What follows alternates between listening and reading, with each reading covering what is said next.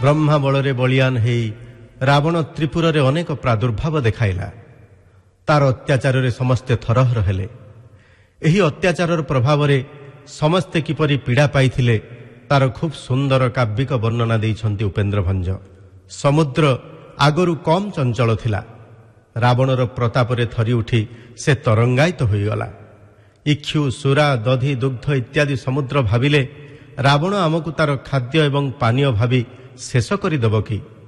ଲବଣ ଏବଂ ଜଳ ସମୁଦ୍ର ଭାବିଲେ ରାବଣ ମାଛ ଖାଇବା ପାଇଁ ଆମକୁ ବାହି ଦେଇ ଶୁଖାଇ ଦେବ ନାହିଁ ତ? ଗାଁ ଗହଳିରେ ଖରାଦିନେ ଗାଡ଼ିଆ ପୋଖରୀରୁ ପାଣି ବାହି ଲୋକମାନେ ମାଛ ଧରିବା ଦୃଶ୍ୟଟି ହୁଏତ କବିଙ୍କ ଆଖିରେ ପଡ଼ିଛି। ସେ ପାଣି ବାହିବା ଦୃଶ୍ୟଟିକୁ ଏଠି ପ୍ରୟୋଗ କରି ତାକୁ କାବ୍ୟ ରୂପ ଦେଇଛନ୍ତି। ଏହା ବିଚାର କରି ସମୁଦ୍ରମାନେ କାନ୍ତି ନାମକ ଗୋଟିଏ ସୁନ୍ଦରୀ ଯୁବତୀକୁ ରାବଣକୁ ଅର୍ପଣ କଲେ। ତାକୁ ବହୁ ରତ୍ନ ଦେଇ ନିଜ ନାମରେ ତାର ଭଣ୍ଡାରକୁ ରତ୍ନାକର ନାମ ରଖିଲେ। ସାଧନ ପାଇଁ ଖଣ୍ଡା ଧରିବାରୁ ଜମ୍ବୁଦ୍ୱୀପ ଏବଂ ପ୍ଲକ୍ଷଦ୍ୱୀପ ଭାବିଲେ ହୋମକାଠ ଭାବି ଆମକୁ ରାବଣ ହାଣିଦେବ କି? ବାଟୁଳି ଧରିବାରୁ ତ୍ରୌଞ୍ଚ ଦ୍ୱୀପ ଭାବିଲା ମୋତେ ବଗପକ୍ଷୀ ଭାବି ମାରିଦେବ କି? ଶାକଦ୍ୱୀପ ଭାବିଲା ମୋତେ ଶାଗ ଭାବି ଖାଇଦେବ କି? ଶାଳ୍ମଳୀ ଦ୍ୱୀପ ଭାବିଲା ମୋତେ ଶିମୁଳି ତୁଳା ଭାବି ମୋ ଉପରେ ଶୋଇଯିବ କି? ପୁଷ୍କର ଦ୍ୱୀପ ଭାବିଲା ପଦ୍ମଫୁଲ ବିଚାରି ମୋତେ ଉପାଡ଼ି ନେବ କି? ଏ ତ ଗଲା ଅନ୍ୟମାନଙ୍କ ମନରେ ଭୟ ସଞ୍ଚାର କରିବା। ଅତ୍ୟାଚାର ବି ରାବଣ କମ୍ କଲା ନାହିଁ। ବେଦମତୀ ନାମକ କନ୍ୟାକୁ ବଳାତ୍କାର କରିବାରୁ ମୋ ଯୋଗୁଁ ତୋର ମରଣ ହେବ ଏହି ଅଭିଶାପ ଦେଇ ବେଦମତୀ ନିଆଁରେ ନିଜକୁ ଝାସ ଦେଲା। କୈଳାସ ପର୍ବତକୁ ଯାଇ ଶିବ ଦ୍ୱାରପାଳ ନନ୍ଦୀକୁ ମାଙ୍କଡ଼ କହି ନିନ୍ଦା କଲା ଓ ଚାପୁଡ଼ା ମାରିଲା। ନନ୍ଦୀ ଅଭିଶାପ ଦେଲା, ତୁ ମାଙ୍କଡ଼ ଓ ମନୁଷ୍ୟଙ୍କ ଦ୍ୱାରା ଅନେକ କଷ୍ଟ ପାଇବୁ। ସ୍ୱର୍ଗରାଜ୍ୟକୁ ଗୌଡ଼ ସାହି ବୋଲି ମନେ କଲା ଏବଂ ସେଠାରୁ ସୁନା ରୂପକ ଗାଈମାନଙ୍କୁ ଲୁଟି କରି ଦେବତାମାନଙ୍କୁ ବହୁ କଷ୍ଟ ଦେଲା। ପାତାଳପୁରକୁ ଶବରପଲ୍ଲୀ ମନେକରି ସେମାନଙ୍କୁ ନାନା କଦର୍ଥନା ଦେଲା ଏବଂ ଦାସ କରି ରଖିଲା। ରାବଣର ପ୍ରାସାଦରେ ପତାକା ଫରଫର ଉଡ଼ିବାରୁ ଇନ୍ଦ୍ରଙ୍କ ପ୍ରାସାଦ ମନରେ ଭୟ କଲା, ମୋତେ ବାନ୍ଧି ନେବା ପାଇଁ ରାବଣ ଆକାଶରେ ଗତି କରୁଛି କି? ସୂର୍ଯ୍ୟ ମଧ୍ୟ ରାବଣକୁ ଭୟ କଲେ। ରାବଣ ପୂର୍ବରୁ ବହୁ ଦାନବ ଥିଲେ, କିନ୍ତୁ ରାବଣ ପରି ଏତେ ଗର୍ବ କେହି କରିନଥିଲେ। ଏତେ ଗର୍ବ ଅହଙ୍କାରରେ ଅତିଷ୍ଠ ଦେବଲୋକ, ମର୍ତ୍ତ୍ୟଲୋକ ଏବଂ ପାତାଳ ଲୋକ ତ୍ରାହି ତ୍ରାହି ଡାକ ଛାଡ଼ିଲେ। ଏଇଠି ଉପେନ୍ଦ୍ର ଭଞ୍ଜ ଶେଷ କରିଛନ୍ତି କାବ୍ୟର ପ୍ରଥମ ଛାନ୍ଦ।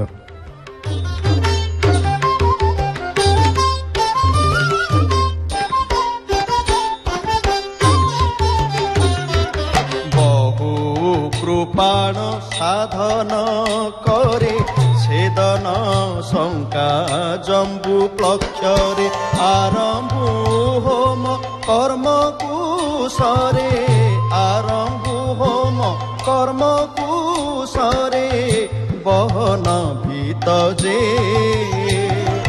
বাটুলি ধরু ক্রঞ্চ চমকে ভোজন কালে ভয় দশাকে শয়নে তুলি করণে শঙ্কে শয়নে তুলি করণে শঙ্কে শালমলী নীতি যে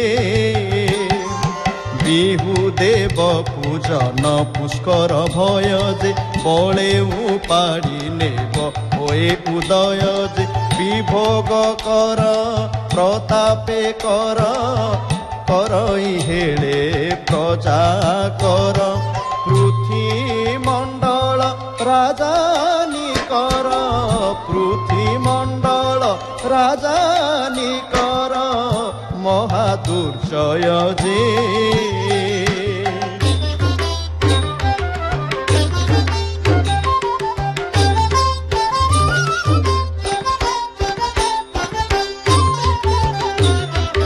বন্দী বলির খেড়নে যার ভরসা কৃত রসা তলর কোটিয়ে সিংহ বলবালির কোটিয়ে সিংহ বলবালির ধরণে ইছি যে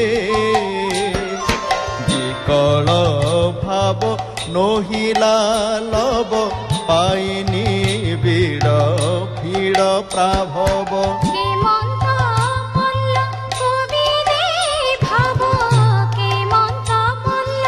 কবি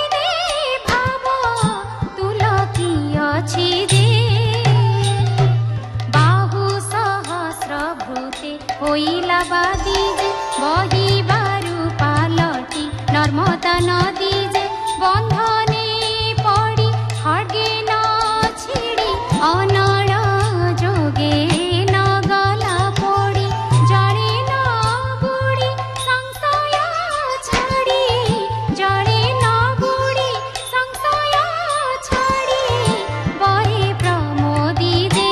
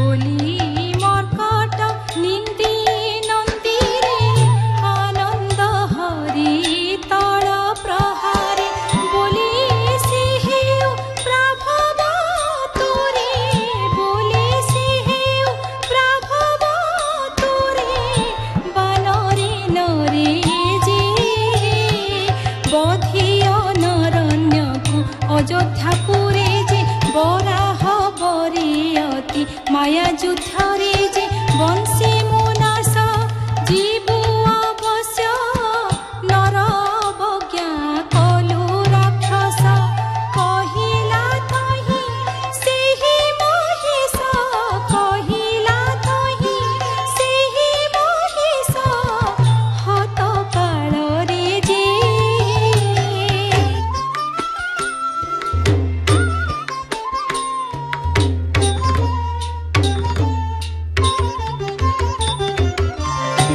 बुधालय आभिर ग्राम परिसुरभि लुण्ठने क्षम सुमन ब्रजे से दण्ड क्रम सुमन ब्रजे से दण्ड क्रम क्रम से देजे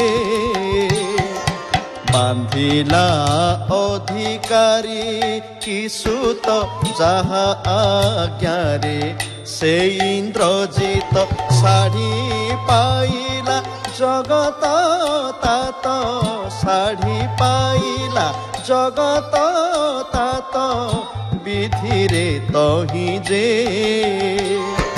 बलि सद्म पक्वण प्राय कला जे बाजु टमक तांकु चमक देला जे पहुँचिले लुचि से मद भर नागेशवर गोप्य स्थानर मणि दिहुडी देखाइबार मणि दिहुडी देखाइबार सम्मति हेला जे